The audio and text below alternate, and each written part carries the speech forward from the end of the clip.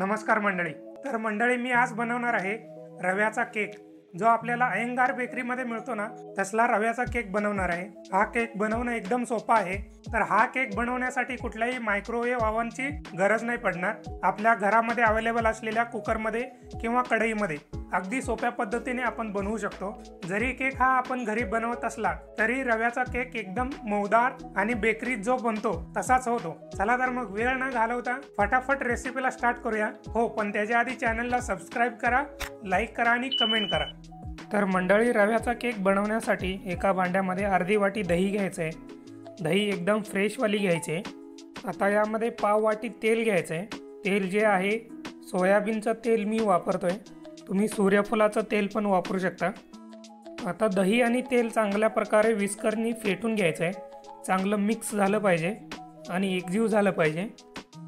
हे बघा मंडळी, दही आणि तेल चांगल्या प्रकारे मिक्स करून घेतलेले एकदम मौसूद असं मिक्सचर याचं तयार झालेलं आहे। आणि दहीमध्ये ज्या बारीक गाठी असतात त्या पण चांगल्या प्रकारे फुटलेल्या आहेत। तेल आणि दही एकदम चांगल्या प्रकारे मिक्स झालेलं आहे। आता यामध्ये अर्धी वाटी साखरेची पावडर ॲड करायची आहे। आपली घरातली नॉर्मल साखरच ही घेतलेली आहे आणि मिक्सरमधून एकदम बारीक करून घेतलेले। आता हे सगळं चांगल्या प्रकारे मिक्स करून घ्यायचं आहे। आता यामध्ये अर्धी वाटी दूध पावडर ॲड करायची आहे। आता यामध्ये 1 वाटी बारीक रवा ॲड करायचा आहे। तुम्ही यामध्ये जाडा रवा पण ॲड करू शकता, पण जाडा रवा मिक्सरला लावून थोडासा बारीक करून घ्यायचा, म्हणजे जसा बारीक रवा असतो तेवढा बारीक करून घ्यायचा आणि ते यूज केलं तरी चालेल। आता हे सगळं चांगल्या प्रकारे मिक्स करून घ्यायचं आहे, एकजीव करून घ्यायचं आहे। हे बघा मंडळी, मिक्स करून झालेलं आहे, चांगलं एकजीव झालेलं आहे आणि घट्ट पण झालेलं आहे। त्यामुळे यामध्ये अर्धी वाटी दूध टाकून घ्यायचं आहे। दूध पण चांगल्या प्रकारे हलवून मिक्स करून घ्यायचं आहे। तर मंडळी, मगाशी आपण अर्धी वाटी यामध्ये दूध पावडर यूज केली, त्याऐवजी तुम्ही क्रीम पण यूज करू शकता। जर क्रीम पण तुमच्याकडे नसेल तर दुधावरची साय पण तुम्ही अर्धी वाटी टाकून घेऊ शकता आणि चांगल्या प्रकारे मिक्स करून घेऊ शकता। तर मंडळी, मगाशी दूध टाकून घेतलेले आणि चांगल्या प्रकारे मिक्स करून घेतलेले आहे। तर आता याला एक 10 मिनिटासाठी झाकून ठेवायचं आहे। मग या 10 मिनिटांमध्ये आपण जो रवा टाकलेला आहे चांगला भिजेल आणि त्यामध्ये चांगला नरमपणा येईल आणि चांगला रवा फुलेल पण। हे बघा मंडळी, आपण 10 मिनिटासाठी याला भिजत ठेवला होता।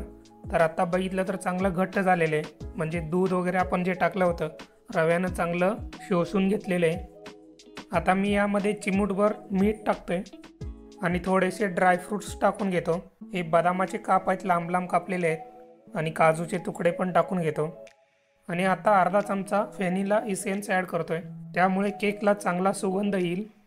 आणि आता अर्धी वाटी दूध ॲड करून घेतो यामध्ये। आणि हो मंडळी, ड्रायफ्रूट्सचा केक आपण बनवतोय, त्यामुळे कोणतेही तुम्हाला आवडतील ते ड्रायफ्रूट्स तुम्ही यामध्ये ॲड करू शकता। तर अर्धी वाटीमधलं थोडंसं आधी टाकलं होतं, आता थोडंसं टाकून घेतो आणि चांगलं मिक्स करून घेतो। आणि आता हे चांगल्या प्रकारे मिक्स करून झाल्यानंतर ना थोडा वेळ आपण बाजूला ठेवूया आणि त्याच्या आधी आपण गॅसवरती कढई ठेवून तापवून घेऊया, म्हणजे प्रीहीट करून घेऊया कढई। हे बघा मंडळी, गॅसवरती इथं कढई ठेवलेली आहे आणि जी कढई आपण घेतलेली आहे एकदम खोलगट घेतलेली आहे, म्हणजे आपला बेकिंग ट्रे असतो यामध्ये बसला पाहिजे। आता वरती झाकण लावून घ्यायचं आहे आणि 5 मिनिटासाठी कढई चांगल्या प्रकारे तापवून घ्यायचं आहे, म्हणजे प्रीहीट करून घ्यायचं आहे। तर मंडळी, कढई तर आपण तापवायला ठेवलेलं आहे, तोपर्यंत आपण बाकीचं काम उरकून घेऊया। आता यामध्ये 1 चमचा बेकिंग पावडर टाकलेलं आहे आणि अर्धा चमचा खाण्याचा सोडा टाकलेला आहे। या दोन्ही गोष्टी टाकून चांगल्या प्रकारे मिक्स करून घ्यायचं आहे। आणि मिक्स करत असताना एकदम अलगदपणे करायचं आहे, एकदम घाई गडबड करून फास्ट करायला जाऊ नका। जर तुम्ही हे फास्टमध्ये मिक्स करून घेतलं तर यामध्ये जो गॅस तयार झालेला असतो तो पटकन बाहेर पडतो आणि तुमचा जो केक असतो तो मौसूद नाही बनणार। आता बेकिंग ट्रेला थोडंसं तेल लावून घेऊया चांगल्या प्रकारे सगळीकडे। जर तुमच्याकडे बेकिंग पेपर असेल तर ते पण यूज करू शकता। मंडळी, आता तुम्ही इथं बघू शकता केकच्या मिश्रणामध्ये ना गॅसचे बुडबुडे कसे बनले, म्हणजे केक आपला एकदम जाळीदार बनणार। आता वरून ड्रायफ्रूट्स वगैरे थोडेसे डेकोरेट करून घेतलेले आहेत। आता आपण कढई चेक करूया गरम झाली की नाही। गरम चांगली झालेली आहे कढई। आता कढईमध्ये एक स्टँड ठेवूया, हे स्टँड मी उलटं ठेवलेलं आहे, कारण सरळ ठेवला असता तर केकचं जे भांडं आहे वरती ठेवल्यानंतर वरच्या साईडला स्पेस राहिली नसती, त्यामुळं मी उलटं ठेवलेलं आहे। तुम्ही खाली प्लेट किंवा छोटी वाटी वगैरे असेल तरी ठेवू शकता।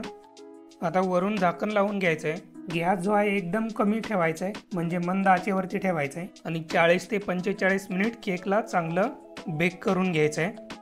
मंडळी आता तुम्ही बघू शकता 35 मिनिट झालेले आहेत आणि आतून केक कसा बेक झालेले बघू शकता। तर मंडळी आता ऑलमोस्ट 45 मिनिट झालेले आहेत। आता आपण चेक करूया केक चांगल्या प्रकारे बेक झालाय की नाही आहे। आता काडीला कुठल्याही प्रकारचं पीठ लागत नाही म्हटल्यावर चांगलं बेक झालेलं आहे। आणि मेन म्हणजे सगळ्यात आधी सेंटरला चेक करायचं, राहिला तरी सेंटरलाच राहतो, आजूबाजूनी चांगल्या प्रकारे बेक झालेला असतो। आणि जर थोडासा कच्चा राहिलाच असेल तर 5 मिनिट अजून तुम्ही बेक करून घेऊ शकता। केक कढईमधून काढून 10 मिनिट थंड व्हायला ठेवला होता। आता केक थोडासा थंड झालेला आहे, तर आता आपण केक बाहेर काढून घेऊया। हे बघा मंडळी, केकला बाहेरून कसा एकदम भारी असा कलर आलेला आहे आणि केक पण एकदम मऊसूद असा झालेला आहे, कापसासारखा मऊदार झालेला आहे। मग मंडळी, आपला केक अय्यंगार बेकरीच्या सारखा झाला की नाही?